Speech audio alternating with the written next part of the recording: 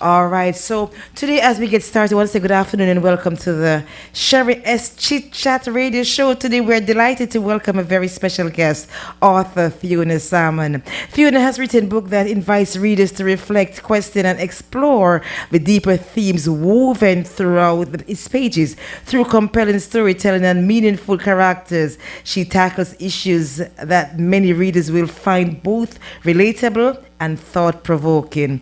Today we'll take you behind the pages to discover what inspired the story, the challenges of writing it, the messages she hopes readers will embrace, and what's next in her literary journey. Please join me in welcoming to the Sherry S. Chitchat Radio Show and the JA Irie Radio, Fionia Salmon. Welcome.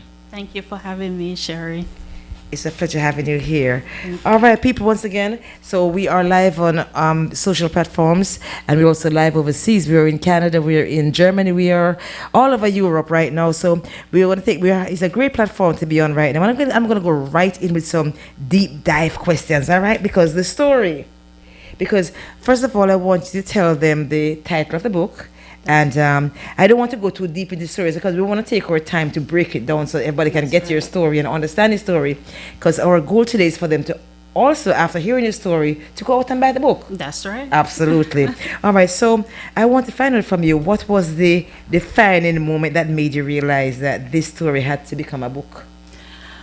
Or before you even do that, tell them first the title of the book. Okay, so I'm going to start by saying the title of the book came about my sister Anne, who passed away from HIV, and she always said to me, Fionia, it will be long but not forever. And in honoring her, the title came to me, and I said, oh, that's a very strong title by itself. How I'm curious about it. So how young was your sister when she passed away? My sister was in her 30s. She was young. Yes, very, very young. And the reason why I asked, because right now because I believe in social issues. Yes. And I also have, on Facebook, that is, I have a group called HIV No Joke. I have another group that's called Cancer Awareness. I have another one called Stroke Awareness. You understand me? So these are things that we in our communities need to talk about. That's right. I'm sorry to hear that, man. Yes. So was she your younger or older sister? She was my older sister, and people can also read about the journey and what it was like dealing with someone that was living with HIV. First of all, in the community, people look down. Yes, it was really, really hard. So it's chapter 4. I call it Anne, my strength. Wow. Yeah. And the name of the book again? It will be long, but not forever. It will be long, but not forever. So you see, right away we went straight to the meat of the book, because once you hear that, you realize even Tony had to come out, brother Tony, over there, come out and step out and look like, wow, yeah, it will be long, but not forever. Because you see, these are stories that we have to talk about. These things are happening, and even though you're not really basing the stories primarily on her today, that's right. We have to have these uncomfortable conversations. We must have the conversations. That's right. I mean, she was only 30 plus. Yes. AIDS. Sometimes through no fault of her own. You understand what I'm saying to you? That's right. And the thing about something like that, it could happen to any one of us. So don't you look down on anybody who have these kind of illnesses, because it could be you too. That's right. All right, you know. So I want to find out now. So that was the defining moment. That was the moment, and not only that moment. During COVID, my son. Oh, that's another story again. That's another big issue. Wow, should I go there? Yeah, man. Okay, girl, look here, no whole bar, as long as you're comfortable talking about. Oh yes, it's in the book. Yeah. I just don't want to rush the question. No, man, take it. So we don't have to rush it then. Yes. So wherever you want to bring it in, you bring it in. I want to feed off your energy. Okay, that's right. So my son, during COVID, he asked me why did I leave him, and it was a case where my son was taken from me by the justice system. So I had to wait 18 years to really have him to make his own decisions and everything. So he was with his father at the time. So I always been present in his life, whether directly or indirectly, but that moment was one of my darkest period of my life. So I know that a lot of mothers out there, they're struggling. It could be that their children are taken away from them, or whatever the circumstances is. So I just want to tell them. I'm not going to go into the reasons why your children were taken away from you, because sometimes it's okay. That's it's in the book. Actually. So all right. So like I say, I always weigh what I ask. Anybody that's sitting in my chair. But if you open the door, I'm open. I can walk right in. I'm open. So all right. So take us back to what really happened, because like I said, your story today may help some other people.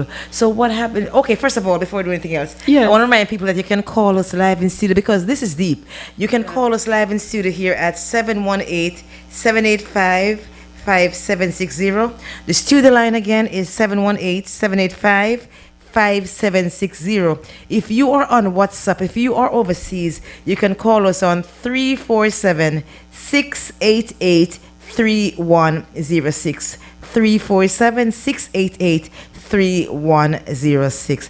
And now we're going to say back to the story. All right, because it's not even a story, it's your life. Yes, and don't be afraid to ask me any questions. Yeah, all right. You see, as long as you tell me, it's open. No, I'm open. All right, open. that's what It's about honesty and being open and accept your mistakes and your downfall in life, and that's where I have take accountability for a lot of things, and that's what allowed me to be that woman I am today. Yes. All right, so back up on why you lost your son. So and how old was he when you lost him? Oh Lord. So I was very young. I was going to university at the time. In Jamaica? In Jamaica. I went to Northern Caribbean University, and I was the first of 9 kids to actually finish high school and went off to university. So that pressure was there as well, because we were seen in the community as, dirt poor in that 2 little bedroom with 9, 10 of us. I'm going to back up to this again. So you said Northern University. That means, are you from the Manchester area? Yes, I'm from Manchester. Because that used to be the old West Indies College. The old West Indies College. So which area in Manchester? I'm from Manchester. I'm from Spurtree, Swabies Hope, a little district called Swabies Hope. Okay. All right. So yes. So you see, people, we are connecting the dots right now. So we're all Manchesterians in here. And so take us back to Swabies Hope. So growing up as a little girl, we even went to school barefooted. It was really struggling. Well, a lot of people do in Jamaica in the rural areas. Yeah, go to school barefooted, and but a lot of people don't like to talk about it. They want to look at their life as being polished. They want to look back where they're coming from. Can't forget where you come from. I can't forget where I'm coming from. So I was in university at the time, and I got pregnant. And I remember back then it's a Christian institution. Yeah. Oh yes. Yes. So there was 2 choices: either to get married or to stay out. Yeah. So or abort. Abort. Yeah. Yes. So I made the decision to stay out, because I know that relationship was not really heading anywhere. So I stayed out. My family was upset. Everybody was disappointed, because, 1 out of 9 went to university. You know what it's like. Like, oh, look, my kids. Everybody's looking up to you. Yes. You're the shining star in the family. I am. And I dropped out of university at 21. I had my son. And I was, just stay home, look after him. And then his father migrated to Cayman. And I said, you know what, I'm determined to go back to school. So I said to him, hey, can you... First of all, I asked my mom to help me. And she said, no, she's not going to help me. I need to decide what I need to do, because I'm not going to even say it here what she said. But she didn't help me. So I had to turn to my son's father. And he said, okay, fine, he will come and help. So, he came and he took him, and then I will see him on the weekends and everything. Fast forward, it becomes that I can't get to see him. The father wouldn't allow me to see him. So I went to the court. And when I went to the court, because I wasn't married at the time, I don't know why the judge thought that just an unmarried woman is not capable enough to provide stability for her child. You probably didn't have a job too. Yes, I had a job. I was working on the cruise ship, which is a different story by itself. But his father at the time, he was married, and he told the judge that he's more capable enough to look after him, provide him all these stabilities and everything. Give him a stable home. Yes, which was not true. But I stood there and I cried, and the judge said I should come back when my situation changes. So he gave 100% custody to the father? To the father. So no visitation rights for you? Oh Lord, I have to bribe him in order to get to see him. Sure. In Jamaica they said you have to play the game, and when money become involved, and you have to play the game. I can read between the lines. Yes.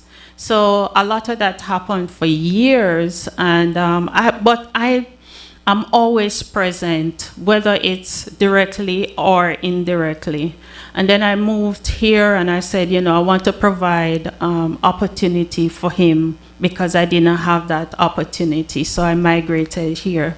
So back to COVID, he was asking me, why did I leave him? And Daddy was saying, I just left him and all of that. So I had to explain everything. I had to be open and vulnerable and just be honest and own up to everything. At 18-year-old, he could handle the truth too. Yes, he could. You could be as open with him. Yes, it was. No questions were off. Wow. So I was gonna ask you. So how long you carried this story before writing the first chapter? Wow, for years. Yeah? Yeah, for years. But I always, oh Lord, my life is so many layers. It's a lot of layers. I've been through a lot. And that's why I wrote the book. But the book don't really have all of the layers there. Yeah, until everything. You're going to have part 1, part 2, part 3. But at the same time, too, I want to take this opportunity, one moment to take this opportunity to say, to thank you to JA Irie Radio and the team here at JA Irie Radio, because how I connected with you, it was the JA Irie Radio outside broadcast at Sam's Caribbean Marketplace in Hempstead. That's and right. You were there as a vendor or as a, promoting your things. But we'll get back to that. I want to continue the story, but I just wanted to just let we connected in the first place, because we have to let people who are listening realize that JA Irie Radio provide this kind of service, because now they put the linking us together, and your story is being told, because we wouldn't have gotten this platform had I not met you there at Sam's Caribbean Bakery. All right, so boy, I'm telling you, you're talking to me and I'm feeling to my heart, because as a mother, just losing your child like that and having to go through the agony of not seeing a child for 18 years. It was rough. Like, there are days when I start to question God, when is this gonna be over?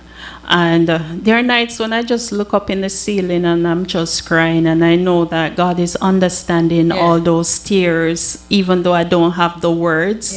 He knows my heart and He knows why I'm crying, and I just held on to faith. And every year I count, 2 more years. And sometimes when you get to that point, sometimes when you're going through those kind of situations, I just see one God. Yes. Sometimes when you're walking and the tears are falling. Oh, yes. You go to your bed and the tears are falling. Nobody can understand the pain, the emptiness, the gut-wrenching feeling inside of you. Because sometimes you can't even, you don't know the words to say to Him. The tears, the tears are coming. The tears are just coming. Tears are coming. Sometimes you might have to bawl it out and say, God, why? Wet up the bed and everything with tears. I remember those days. And there are days when I had to seek professional counseling. Wow. Yes, I've been to counseling and it worked. It helped me to understand the issues and how to handle them and the tools. And, you know, when I'm going through something, I know exactly how to handle it the right way. So counseling helps. So writing the book, though, was there a particular scene that came to you first? How did you know where to start? Did you have to brainstorm first, or No. you just had to write? It's No. like a diary. Did you keep a diary?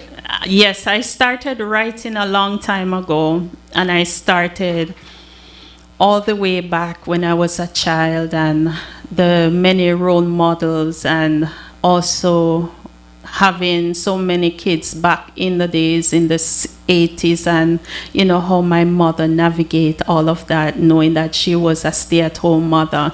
And I saw so many things growing up. I was passed around at one stage where I had to go sleep with Miss Mary because Miss Mary's husband passed away. So You have to keep them company. yes, I have to keep, and I don't want to go as a child. It's a country, it's a rural thing. Yes. You get a little support. Yes, I get what the good thing about going to Miss Mary is that I had a whole bed for myself. Oh my God. Which I don't really. I mean, it could be like 3 or 4 of us on a single bed. So going to Miss Mary sometimes give me a little bit of relief. But then again, the sadness that goes with it, to be separated from your siblings and all of that.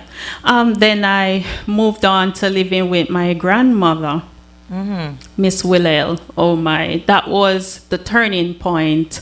And that's what taught me to be dedicated, resilient, hardworking, because my grandmother, she was blind, and I was her eyes, basically. So as a little girl. How old were you then? About 13. My goodness. So as a little girl, navigating, going to primary school, and even though school was just around the corner, I had to go home during lunch break to make sure that mama is okay. But you were carrying a lot of weight on your shoulders for such a Yes. young age. Oh, I didn't get to enjoy my childhood days. It's now that I have my kids, and now I'm venturing out in relaxing and enjoying being a child. I mean, my childhood and my adult years are meeting now. So it was a lot of responsibility, and mama had helped me a great deal. To, even though she was blind, she lost a leg as well. Wow. But mama did her own little business, and she sell her little stuff on the side. So if she can do it, I can do it too, because I have everything intact. Wow.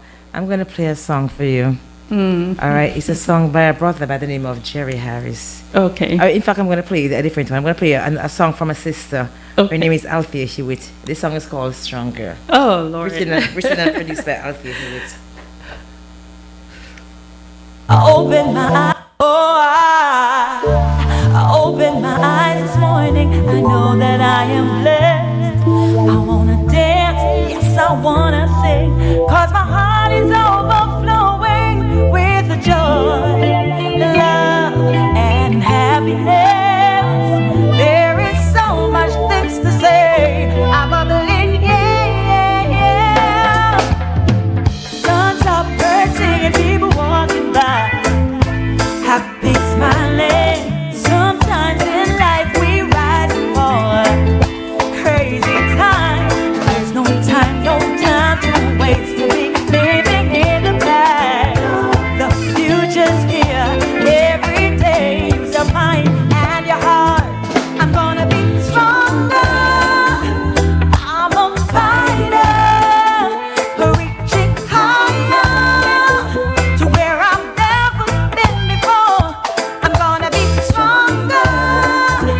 I'm a fighter. You're going to be stronger. You're a fighter, says Amen. Althea Hewitt right there. So I'm curious, so back to the book now. So which chapter was the most emotionally difficult to write? Was it chapter 4? But it was chapter 4 and chapter 9. Tell me about chapter 9. Chapter 9 is titled Adil. That's the son of my, the name of my son. And that chapter opens up everything, being vulnerable. And I also written a letter to him that he will always have it. It was pretty much emotional. When you wrote that chapter 9, how you're writing that letter to your son, who you Yes. can't see. I Yes. want to say much love to Sons Junior, who's checking it right now.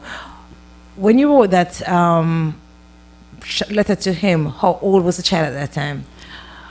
Adele, was about 18. Ah. 18. Okay. Yes. Okay. So I had to ask him permission. I told him that I want to write a book and what I would write it about, and I asked him would he feel comfortable using his real name, and I explained everything, and he said yes, mommy. So I get permission from him to. And as we're talking about chapter 9 and Adia, I'm curious to know when Adia came to you right after COVID and asked you why did you leave him, and when you broke it down to him and tell him exactly what happened, how did he take it, and how has the relationship with you and your son been since then? Oh wow. I left him as a small child, around 5, and I think I had to educate myself to know that I can't communicate with a 5-year-old that I left.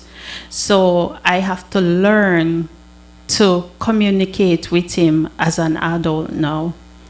So the small things that we usually talk about becomes deeper and deeper. And I realized that I have to open up and be honest and be vulnerable. I remember the night when we sat down, we didn't sleep all night. We were up for the entire night just talking, and we were crying, we were hugging each other. We also make pledges to each other, and we also set apart a day in the year that we call Adele and Fiona's Day. So on that day, we always remember to call each other no matter where we are. So how is the relationship now with him and his father? Oh, Lord. Because I'm sure that because if you, as a female, I'm just imagining having gone through something like this, which is so traumatic, which is so emotional. Yeah. And I always find, like for something like this, I think it's always easier to talk to a female because I can empathize with you. So when you know, as a mother, hear the story or tell your story, it's gonna shed a different light on the father. Yes, because the father told him a lot of untrue stuff, and I had to explain and give him my version of it. And then I guess he processed it. And now, my son, I filed for my son. He came here. He went into the Navy. He's now in Iran serving. And I gave him all those opportunities. I let him start college before he got through to come up here. Like he was actually living here, but he was doing it online. Yeah, so now I have to ask him, beg him to call his father. Like, hey, call you, have you called? Is the father Daddy? still based in Cayman or is back He's in in Jamaica. He's in Jamaica. Yes. So basically now the tables has turned. Yes, it has turned, and I'm like saying to him, hey, call your father. Even call to say hi, how you're doing. He's like, mommy, you wouldn't understand. I said, whatever it is, he's still your father. So how is the I'm in the business though, because you see, once you open the door, I'm just walking right in. Mr. Isaac just smiling with me over there. So how is the relationship with you and him now, father? Oh, do you mean the father? The father. I don't have to go through the father anymore. Or do you have any communication with him at all? Not really. You don't need to. But if I do hear from my son, whenever he calls me, I would say anything that you want me to tell your dad, and he will be like, "Oh, I hope him all right." I said, "Okay," and I will call him and say, "Hey, I spoke to Adiel. Did he call you?" He was like, "No." I said, "Well, I heard from him. He's doing okay, and you know." But you're strong. You are strong. sister, 'cause I'm Forgiveness. telling you, Forgiveness. Well, I have to say you're strong because I don't have it in me to do that. Forgiveness. I am going. Well, God Yeah. understand my heart, but I'm telling you, I couldn't do it. It But anyway, was so wrong. people, I'm sure there's someone out there that's listening to this story right now. I'm sure there's some other people who are going through something like this.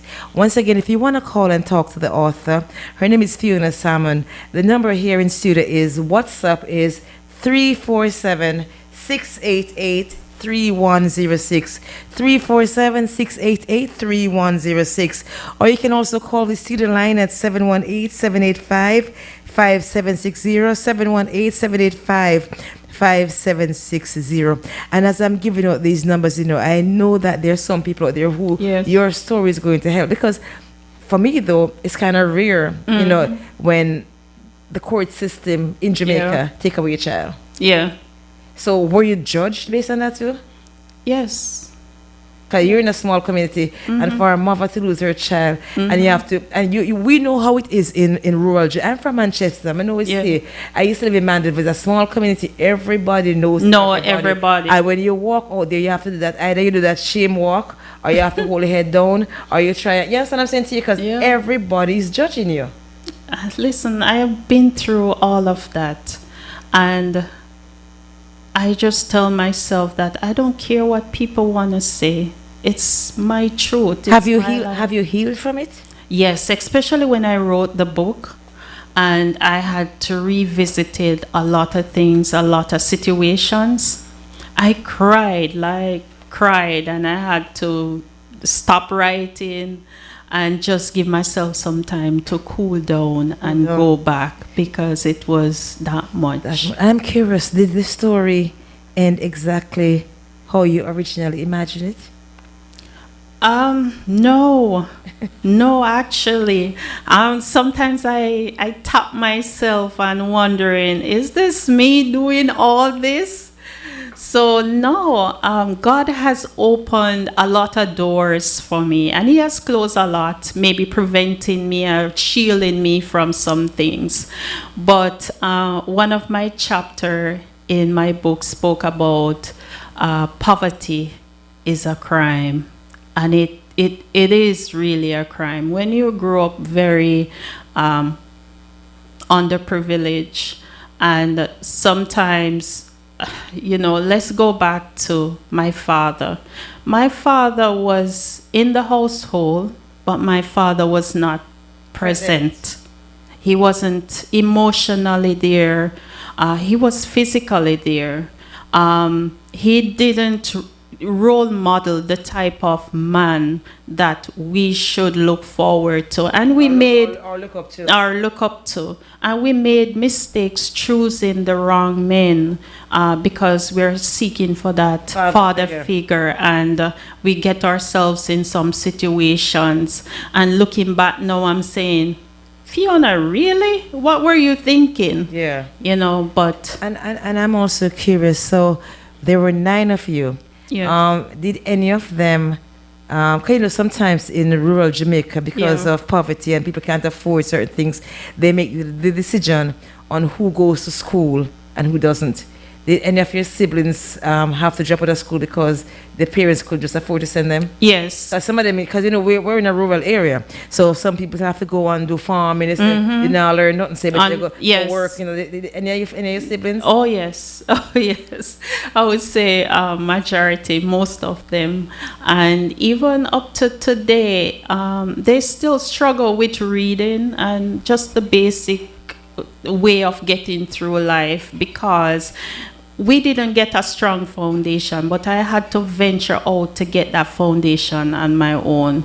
So yes, there on Thursday, from Thursday back to Monday, my father will say, "Oh, they don't do anything at school. You guys have to come to the farm." And I always have to say, "Daddy, I have to go to school." So because of that, he wouldn't want to give me any lunch money to go to school. So what I did was I went to my my primary school teacher's house on the weekend to clean and wash dishes and wash clothes, and she will give me money in return. And that's how I would go to school, because my father is not going to give me money to go. So do you think by not having that father present in your life the way he should have been, and also because you want to go to school, because you were at Western Northern University, at the university, and it was expensive. I know that school is expensive. Yes. And also, so did you find yourself in a situation where you had to? Was it a factor in you getting pregnant? Because Yes. sometimes you need little help to XYZ. Yes. So you're forced to be in a relationship sometimes that you, under normal circumstances, you probably would not have been. But because you need the help to go to school. Let me be totally honest to you. That was a factor of being underprivileged. And even with Adele's father, under normal circumstances, if my father was right there, because I remember when I was growing up, I wanted to become a lawyer. And there are days when even in high school, remember, most of my siblings, they didn't get to go to high school. So even in high school, I have to hide under the bed to study, or whatever that the teacher did in class, that's where it ends until I go back the next day. So my father, I remember after CXC, I told my father that I would love to go to Barbados to study law. And one thing that my father said that stuck with me, he said, "Me not spend money on blackboard, because blackboard can't eat." And that, to hear that from my father, that was hard. And I tell myself, even when I dropped out of university, I didn't stop going to school. It took me 17 years, yes, to finish my first degree, but I didn't give up. And you did that here in the States? Yes, I did it at Monroe College. Oh, it's now Monroe University in New Rochelle. Oh, okay. The online, or you had to go to? I went into class. Oh my God! To God be the glory. God opened so many doors when I came here, and I was also out of status as well. Oh my God! It's so many things. Oh my God! You have to read my book. When I came here, I went out of status. That's another story by itself. It's in the book.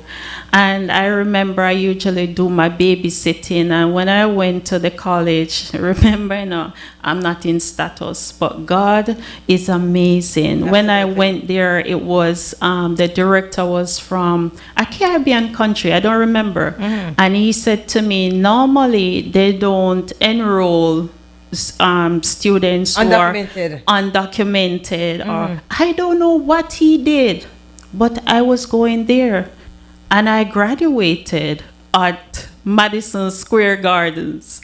Yeah, and to walk across that stage and to know that I didn't have my siblings, there are no one to witness that moment. And that was hard. And you say it took you 17 years. 17 years it took me to finish. I started in 2000 and I didn't finish until 2017. But girl, you did it. I did it. You did it. So you have to say kudos to you. Yeah. And then, so people, once again, if you wanna be a part of this conversation, feel free to call us live in studio here. WhatsApp is 347-688-3106. 347-688-3106 if you want to be part of the conversation. You can also call the studio line at 718-785-5760. And if you just join us, we're talking to an author. Her name is Fionia Salmon. She says that it will be long, but it won't be forever. And of course, she's telling you, and it was long, but it was not forever. She's even telling you now that she lost her son when his son was 5 in Jamaica. She never got to have a real relationship with her son until his son was 18. She counted down the days until that day when she would get to see her son again. She talked about trying to do college. Took her 17 years to get that degree, Yeah. but she got it. Yes, sir. So something that would now take you 4 years, took you 17. 17 years. 17 years. 17. So you take one class here, one class One here. class there, and I remember when I was here, and as I said, I was doing my little babysitting job, and I remember I only could spend $10 for the entire week for food because I had to pay upfront for my tuition because I'm undocumented. Yeah, I yeah, couldn't yeah, get yeah, yeah, scholarships. I couldn't get grants. I couldn't get anything. So I would save that money to pay for the semester, and that $10 a day I will use it to buy food for the entire week. So I will buy one chicken, cut it in 4. I will barbecue it, I will curry it so that I'm not tired of it, buy some potatoes and rice, and $10 back then. $10 could stretch, Yeah, but yeah. that's my budget. $10 a week just to pay for my education. Right. So when you were writing that book, though, at any point did you have any writer's block? At any point you feel like you just couldn't do it? No, because it's always in the back of my head that I would want to tell my story, no matter how it looks, and no matter how people will look down and judge some portion of it. I always wanted to write it, and putting it on paper wasn't easy. But at the end, it gave me closure to a lot of situations in my life. All right, so I'm curious then. I have to play a song in the meantime. But tell me, before I even play that song, tell me what this book taught you about yourself. Oh, Lord.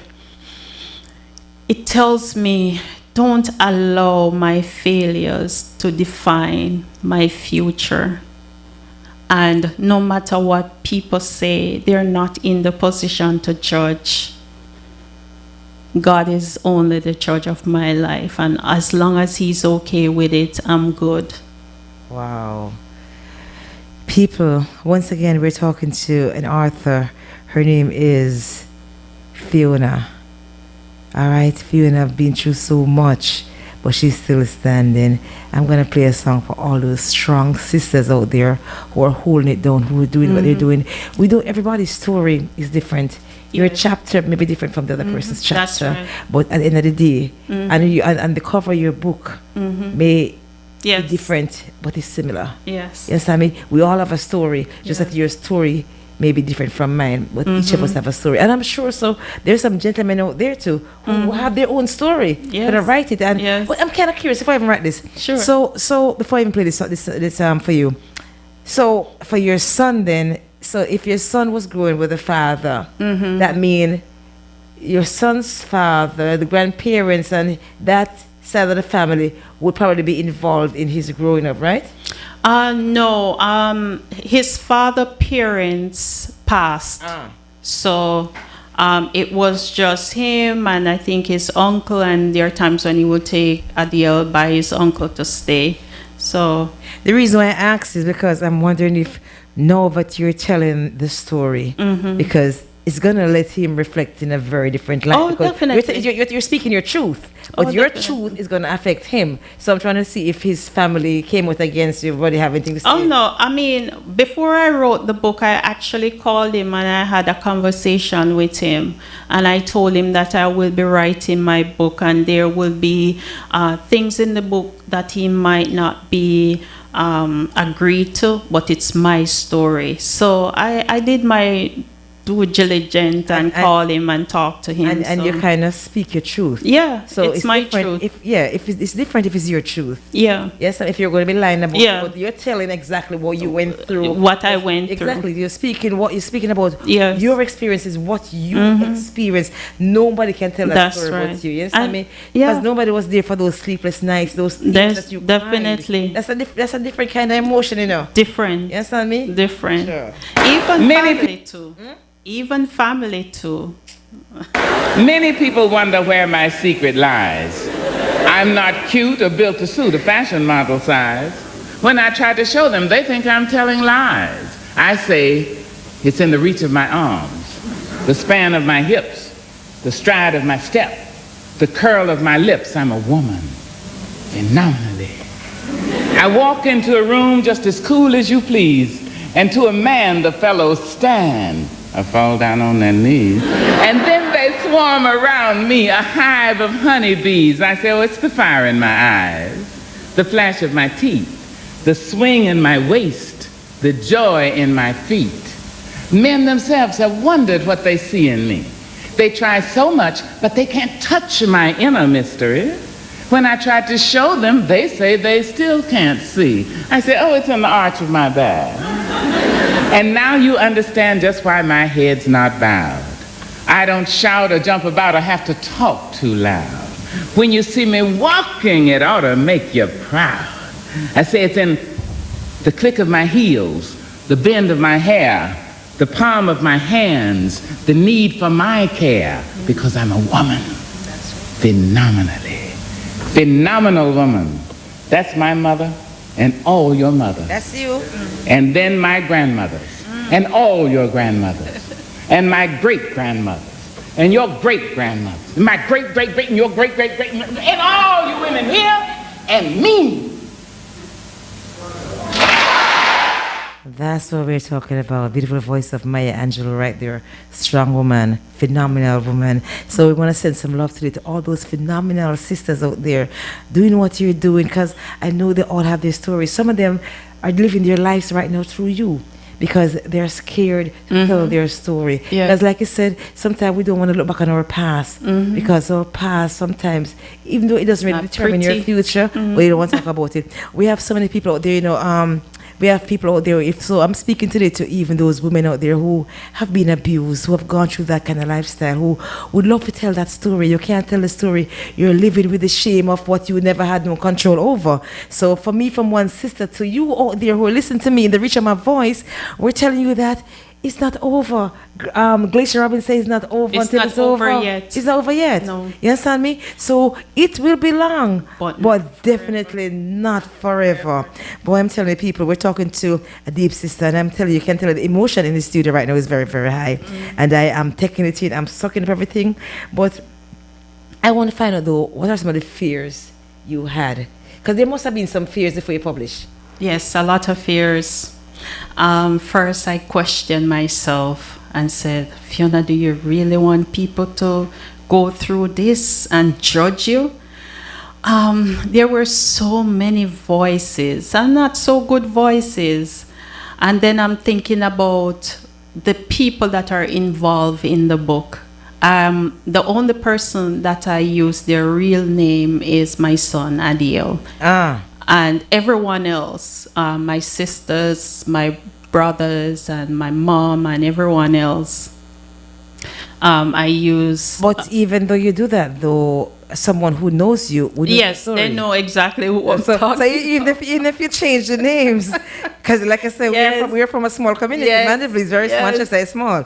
So they know you, and you write the story. They go say, Yes. you know, I'm so over there, so she Yes. talk about, you know, because they also know you growing up. That's so they know your story. But And they can relate, and they know exactly the situations, and they be like, who is this person? I see where they DM me, and they're like, who is this person again you're talking about? Is it so-and-so?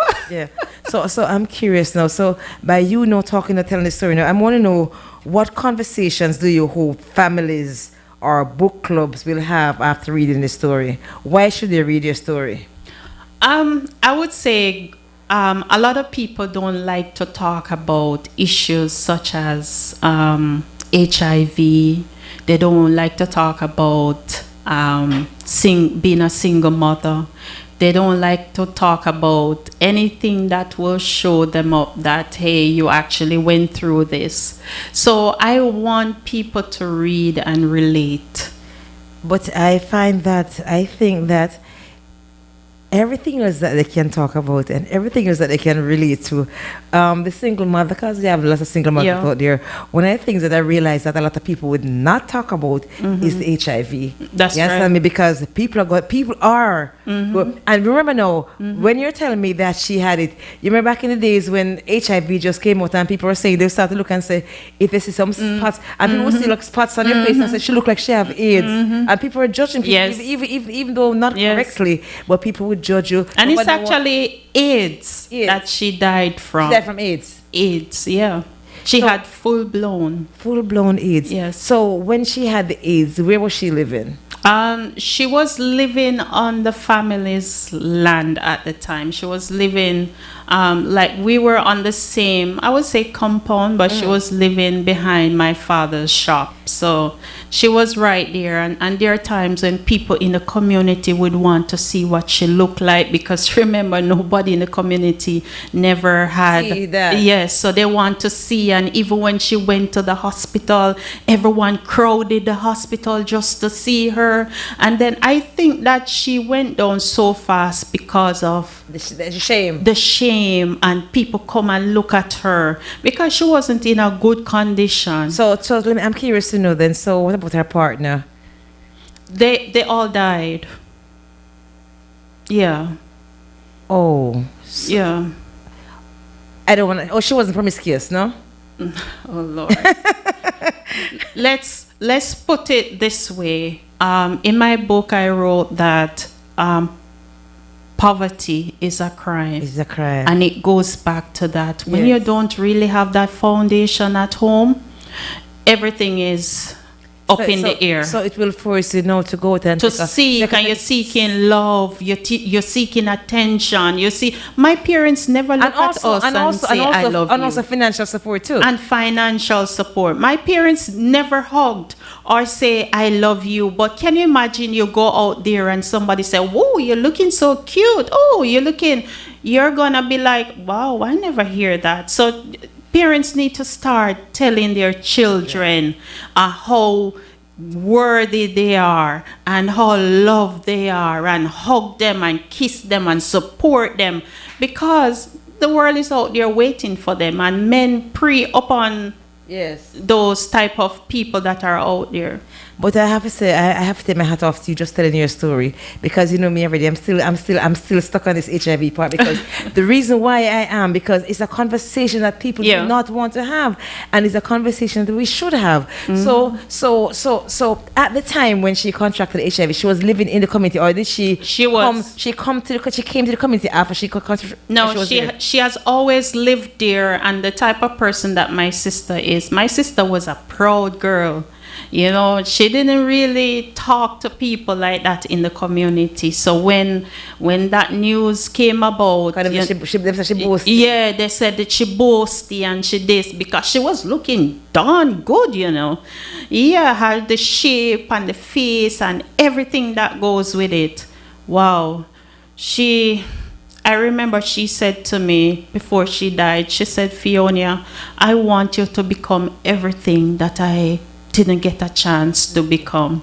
And that took me 17 years and going on even now, just to honor her. And from time to time, even on my social media, I'll be doing a workout and I say, in honor of my sister who passed away. So yeah, it was difficult, and the stress that it brought on the family and all of that. So, and she had kids too. So She did? Oh my God! Yeah. So that must have been traumatic for the kids. Yeah. But you know, this is only part one of part two, because Oh, yeah. we're gonna be coming back, and when you come back, you and I are gonna sit in the podcast room and we're Yeah. gonna chat. Yes. And we're gonna chat, and I know Mr. Tony gonna have to break up the conversation, break it up in parts, because this is just it's a lot. It's a lot, because lot. you can't go through a book in a half an hour, 30 No, minutes. no. And that's why I said to you, come into the studio. Let's just talk about Yes. it, because it's a different emotion. Yes. Because I haven't even scratched the surface of the book. We just talk about what, chapter 1, chapter 4, chapter 9. Oh, Yes, I mean? it's a lot. I mean, and I even talk about the days when I usually go to Kingston with her at the the HIV center, and when you walk in and see all those faces, oh my God! We have to talk about this, man. As a young girl, you know, the effect that it has on me. Just walking, you could feel that the ear. It was so dreading. So what's about? Because I know one of the things that I know too with HIV too is that a lot of people in Jamaica we say scorn people in that you're scared to eat or anything that they even touch. They have to have their own dedicated utensils. Oh, it's a Nobody, lot. because I remember just how bad it was. If you came and you have too much spots here and there. Nobody wanted to drive in the taxi that you drove in, and it was a lot. It was challenging. And more so for a family that is poor. Oh yeah. So you had no choice. But so whenever you go in, you have to take like a private taxi, take it back and forth. Yes, and you also have the traumas of those taxis that don't want to carry you. Oh Lord, those. I mean, I remember when I started college in 2000. That's when she passed away, 2001. I failed completely, and that was my first semester, because I had to be telling people that she has sugar or diabetes, and she has to go and see specialists in Kingston, so as not to tell everybody what's going on, because she broke it to my mother in May of that year, Mother's Day. Of 2000? Yes, Mother's Day. Oh, but there must have been symptoms prior to 2000. And I knew. I was the only one. Oh. Yeah, so I had to keep it as secret. How long she lived with it? Oh, Lord. She went downhill after the May. She went downhill in about a couple months before the year finished. She died. But prior to telling her mother. Prior to telling my mom, oh, Lord, she had it for close to a year. Oh, but that's short still, though. Yes, it's very short. Oh, but you know what happened, though? She wasn't on any medication. Yes, and the medication back then, it was so expensive. You couldn't afford it. Couldn't afford it. Oh, my God. So it was hard. So and back to the chapter. Poverty is a crime. Poverty is a crime. It put you in a lot of situations that you don't want to be in. And I tell myself that I want to cut that curse. Yeah, it has to end. It has to end. Yeah. We're going to have part 2, because you're going to have to come back and we're going to have to talk about, because I know you have all these books, I see other books and so on. Yes. I know you have another business that you do. Oh, yeah. Oh, my God. To God be the glory. No, I have a children's book. I wrote a children's book about my daughter. And I also do multiple streams of income mastery, a book that I'm telling the audience how I did it on that $10 and everything. But that's gonna be a different conversation. So we're gonna schedule you again. But this time I don't know if it's gonna be in the studio. I think we're gonna be in the podcast room for that. We're gonna sit and chat. So it may not even be on my regular chit chat day. We're just gonna sit and chat and have Mr. Isaacs probably just record everything and we kind of break it up, because it's gonna be too long for a podcast. Okay. But we have to go break it up in segments. Yes. You understand me? But this story is so much, and I'm telling you, this HIV thing, man, getting to me, because I want people to hear and say, don't be ashamed. You know, so don't be ashamed of what happened to you. Tell your stories. Tell your stories. Right. It will help someone. People talk about cancer, and I'll tell you something. It's not as bad as HIV. That's but my mom told me in 2020. Oh my God, sorry. My mom told me in 2020 that she was going to go in to do a little, also said, well, you know, I have something in my stomach. They're going to put a camera in to see what's going on. Because I'm talking about what's going on with our people in Jamaica. We don't tell our stories. That's true. We want to see what's going on. They're going to put a camera in and just take a look at what's going on in my stomach. And, you know, when my sister heard that, my sister jumped in the car and drove to Boston. When she got to Boston, she was there and Dr. came and said, you know, Miss South, we did everything we can, but the cancer has spread. We just found out now that she had 4 different types of cancer. Oh, wow. So we found out the December. By the January, we had one funeral in Boston. We had one in New York. And by February, we were having a funeral in Jamaica. But after she passed away, we found out that she had the cancer for 15 years. She suffered alone for 15 years. Not even the husband that she shared a bed with knew she had cancer. So that's what I'm saying. These are conversations. And that's why your story now is so candid and it kind of hits home to me because Yeah. we have to talk, especially Caribbean, not just Jamaican. Our Caribbean people don't hide your Pride. sickness, don't hide because of pride. We must have these conversations because this is how you're gonna help the next man. That's right. That's what I'm saying to you. That's right. People, we have to buy this book. Please tell them about the book again, Fiona. So my memoir, It Will Be Long But Not Forever, it's available on my website. That's www.ioniadistributorsllc.com. I can, if you purchase it there, I can autograph it and send it to you. But if you purchase it on Amazon, it won't be coming directly from me, but you can get it on Amazon as well.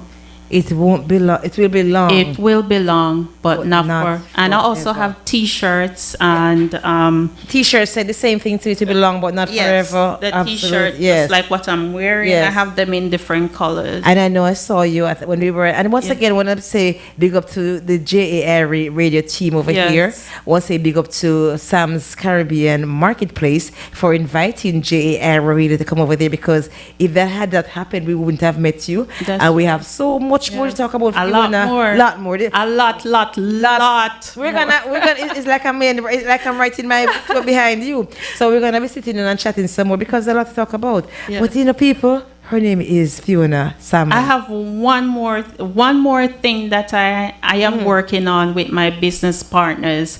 You know, a lot of times that people will call you from the Caribbean or from Jamaica, and they'll be like, can you send the money to me? Yeah. And you'll be like, you don't really want to send the money. You wish if you could purchase the things for them. So we develop an app, which is going to be launching soon. It's called Share Foods. You can stay here. Share Foods. Food, as in food. Share food, as Yeah. in food. Yes. So if you're here and you want to purchase lunch for someone, you can go on the app to KFC and purchase that food, and they just take the code like it's like when you're sending money, you just take the code to the participating merchant and you collect that meal. Or we're looking to add pharmacies as well. Like if someone is sick and you want to send them some medication or over the counter, you just order it here and they will go and pick it up. And pick up the prescription. So you don't have to send the money there for So you someone don't buy have it. to send the money. And also groceries. Yeah. You can purchase groceries in Jamaica. That would be something like Instacart. Yes. Something like Instacart. But it's more international. So wherever you are in the world, you can actually download this app and order the meal. So to even get this off the ground, though, you have to be interacting with, lacing with a bunch of different merchants and so on. Yes. But so it's gonna be so it's just gonna be like a start up because you have to get them on Yes. board first. Yes. So what has been the response so far? People who you have reached out to in regards to that? So far, we're just waiting on one more thing to be cleared. But if you want to go ahead and look us up on Instagram, we're there. Also, our website, www.sharefoods.com. So may you tell people your ideas, before you patent it, It's already, we went through all that stages already. Went through all of that. So we know our people. Yes, If they yes. say, she's doing, that's a good idea, I'm going to do it too. So 1, 2, 3. Okay. we did all of that already. So you can go ahead on the website, leave your information there, and as soon as it launches, we'll send you an email and you're good to go. People, and we're talking about a sister. It took her 17 years to finish college. We're talking about a sister lost her son when he was 5 years old. Talking about a sister who was resilient, who sustained herself in whichever way she could. Yes. Came to this country, did what she had to do, even undocumented, got her degree, still was able to file for her child. But you filed for your child after you sorted yourself out. Yes, I filed for him. He came here 3 years ago.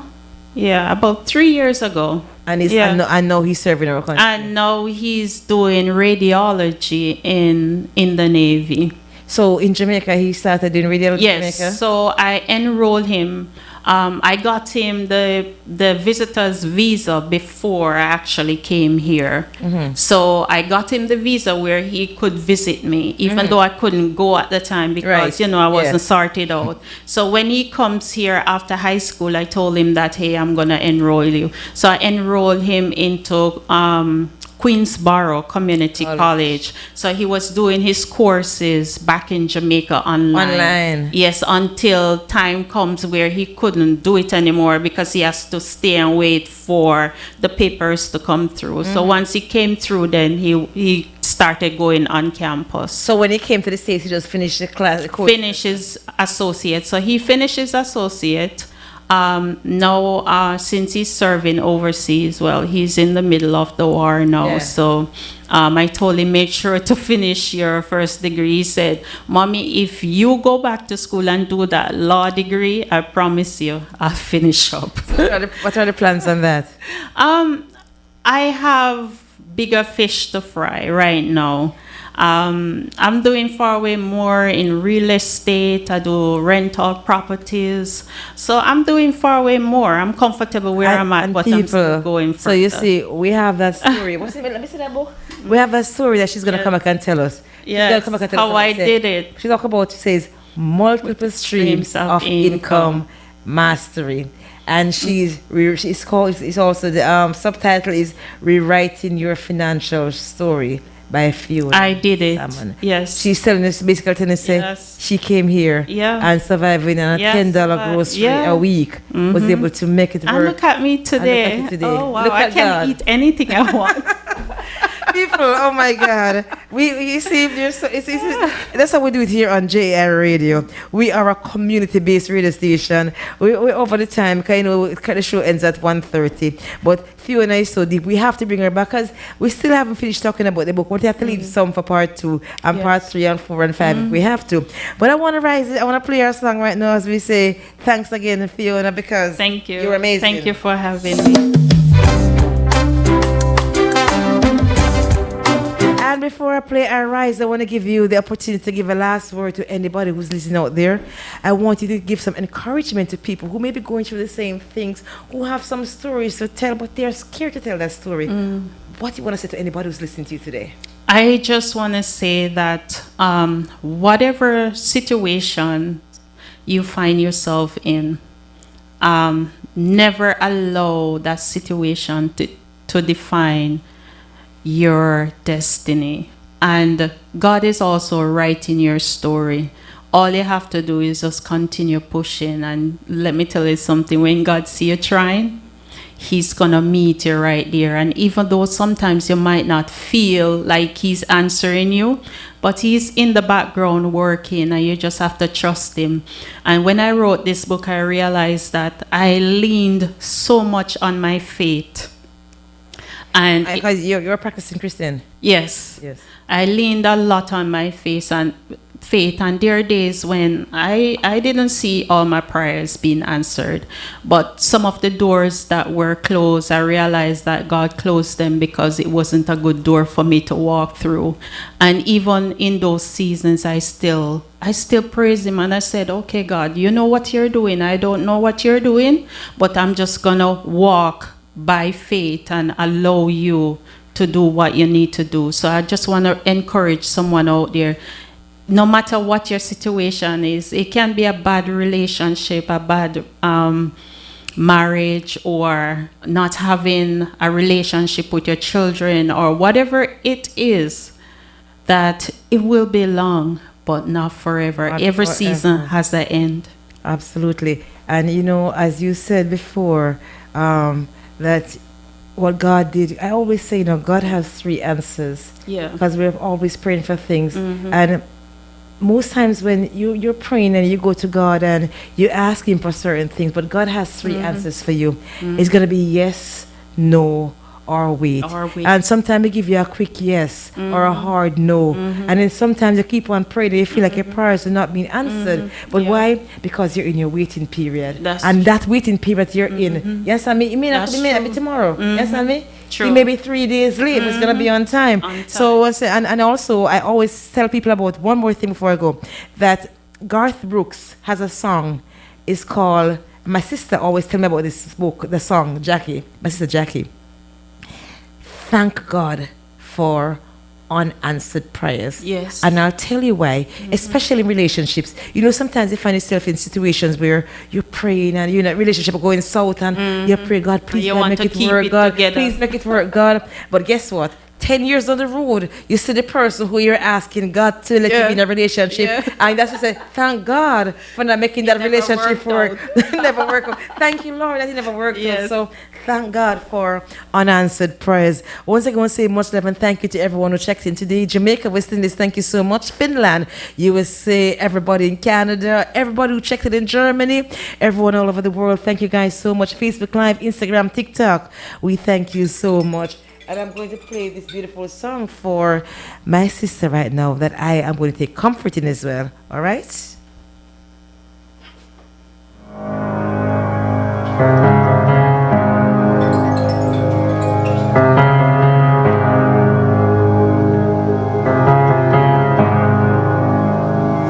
I love you, Lord, From me to you. for your mercy never fails me.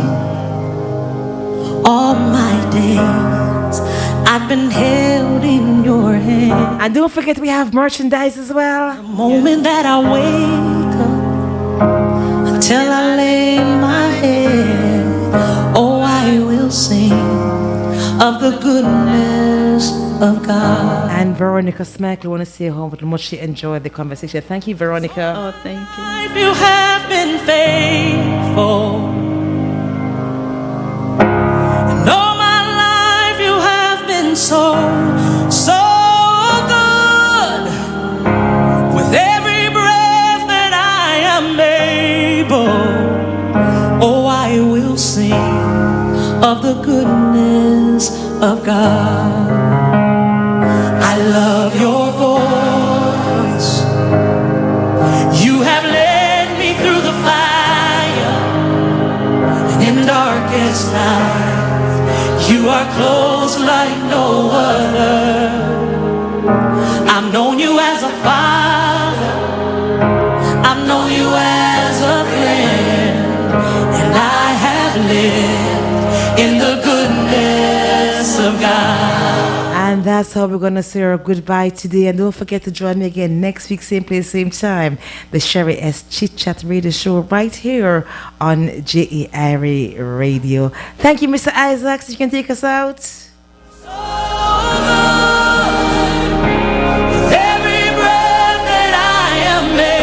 Thanks for coming through, Fionia. I did enjoy your company. So much more to talk about. Part 2, 3, and 4. Yes.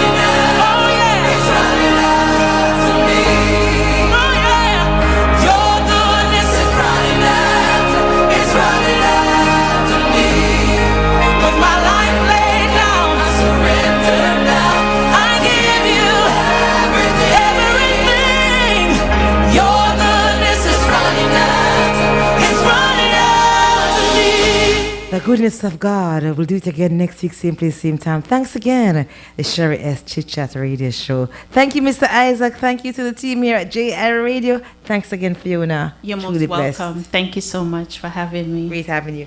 Part 1, 3, and 4 next. All right. Thank you so much.